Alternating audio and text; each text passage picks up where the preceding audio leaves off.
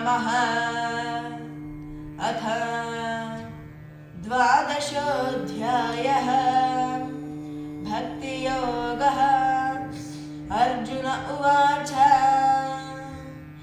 एवं सततयुक्ता ये भक्तास्त्वां पर्युपासते ये चाप्यक्षरमव्यक्ता तेषां के योगवित्तमाः।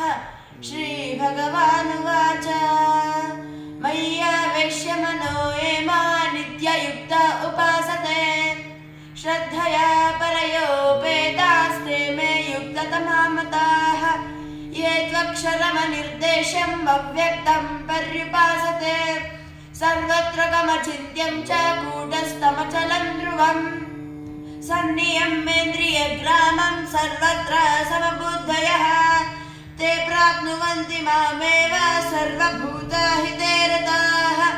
क्लेशोऽधिकतरस्तेषाम् अव्यक्तासक्तचेतसाम् अव्यक्ता हि गतिर्दुःखं देहवद्भिर्वाप्यते ये तु सर्वाणि कर्माणि मयि सन्न्यस्य मत्पराः अनन्यनैव योगेन मां ध्यायन्त उपासते तेषामहं समुद्धर्ता मृत्युसंसारसागरात् भवामि न चिरात् भर्ता मय्यावेशितचेतसाम् मय्येव मन आधत्स्व मयि बुद्धिं निवेशय निवसिष्यसि मय्येव अत ऊर्ध्वं न संशयः।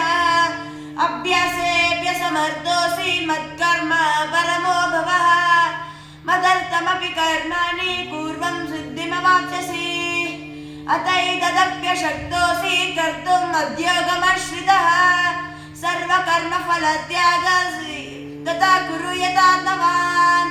श्रेयो हि ज्ञानमभ्यासात् ज्ञानाध्यानं विशिष्यते ध्यानात् कर्मफलत्यागस्त्यागच्छान्तिरनन्तरम् अद्वेष्टा सर्वभूतानां मैत्रः करुण एव च निर्ममो निरहङ्कारः समदुःखसुखक्षमी सन्तुष्टः सततं योगी यथात्मा दृढनिश्चयः मय्यर्पितमनो बुद्धिर्यो मद्भक्तः स मे प्रियः यस्मान्नो द्विजते लोको लोकान्नो द्विजते च यः हर्षमर्षभयोद्वेगैर्मुक्तो यः स च मे प्रियः